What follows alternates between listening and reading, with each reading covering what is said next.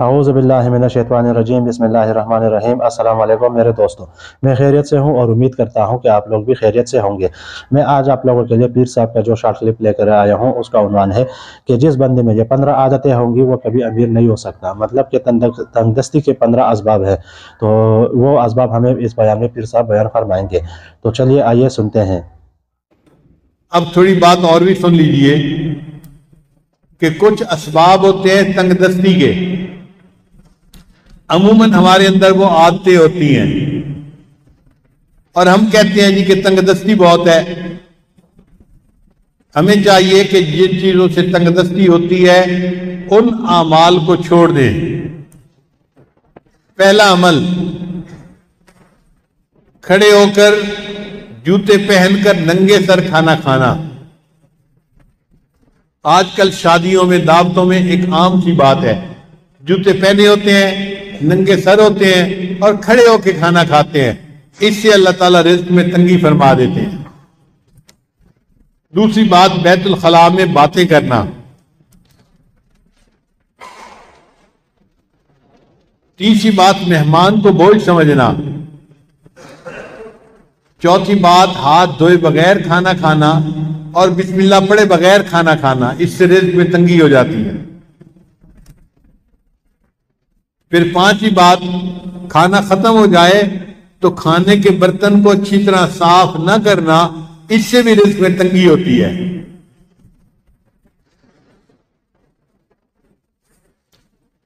फिर छठी बात, मस्जिद में दुनिया की बातें करना। फिर सातवीं बात, मांगने वाले फकीर को झिड़कना।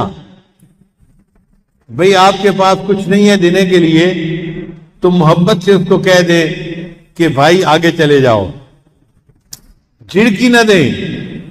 कई लोग उस फकीर गरीब समझते हुए उसको झिड़कना शुरू कर देते हैं। तुझे कहा नहीं, तूने सुना नहीं, जाता क्यों नहीं? तो फकीर को झिड़कने से खुद बंदा रिज़्क़ की तंगी में मुब्तला हो जाता है। फिर सातवां अमल, मगरिब के बाद बिला उज़र के सो जाना। इशा के बाद सोना चाहिए। मगरिब के बाद अगर बीमारी है या उज़र है तो और बात है, फिर इजाजत है। अगर उज़र नहीं तो मगरिब के बाद सोने की आदत ही बनानी चाहिए। फिर 10वां अमल जिससे रिज़्क़ तंग हो जाता है, बगैर उज़र के नमाज कदा कर देना।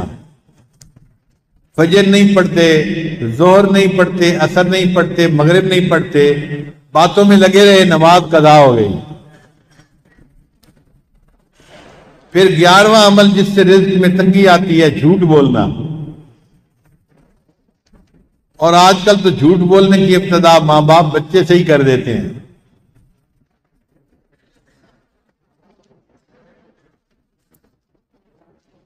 फिर 12वां अमल जिससे रिज़्क़ में तंगी होती है, गाने बजाने में दिल लगाना।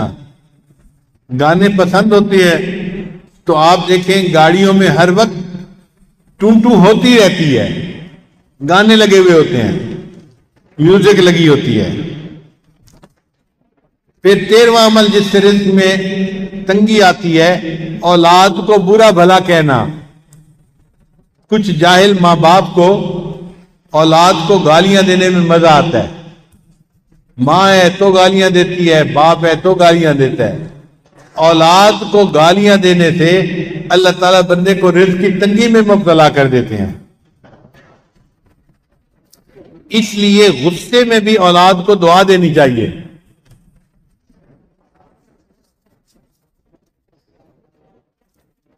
चुनाचे एक साहब अपना वाकया सुनाने लगे कि मैं बहुत शरारती था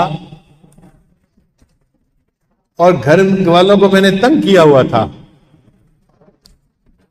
एक दिन क्या हुआ कि घर में मेहमान आए हुए थे तो मेरी वालदा ने दाल बनाई मेहमानों के लिए और मैंने एक मुट्ठी रेत की भरी और आकर हंडिया में डाल दी। अब जब मेहमान खाना खाने लगे तो दाल के अंदर रेत थी तो खाना तो नहीं खाया जाता ना। तो मेहमानों को भी परेशानी हुई और घर वालों को भी परेशानी हुई। اب جب گھر والوں کو پریشانی ہوئی تو میرے والد تو غصے میں کہ جس نے یہ کیا ہے میں اس کی پٹائی کرتا ہوں. کہنے لگے کہ میری والدہ کو پتہ چلا تو میری والدہ نے پتہ کیا کہ یہ کام کیا کس نے ہے. تو ماں کو بچوں کا پتہ ہوتا ہے. اس نے کہا کہ فلاں نے کیا ہوگا. مجھے پکڑ کے لایا گیا اور مجھے پوچھا گیا کہ کیا تم نے یہ حرکت کی, سالن کے اندر تم نے ریت ڈالی؟ تو امی کے سامنے میں نے اقرار کر لیا, ہاں امی یہ شرارت میں نے کی تھی.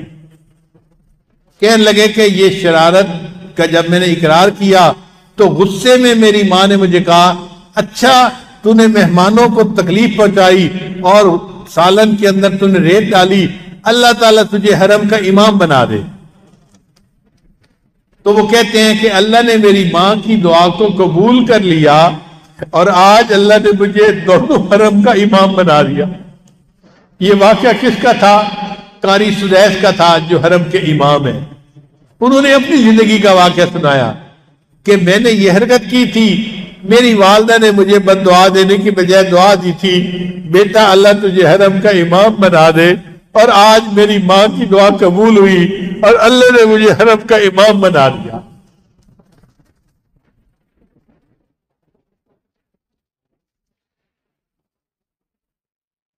پھر 14واں عمل قرآن پاک کو بے وضو ہاتھ لگانا.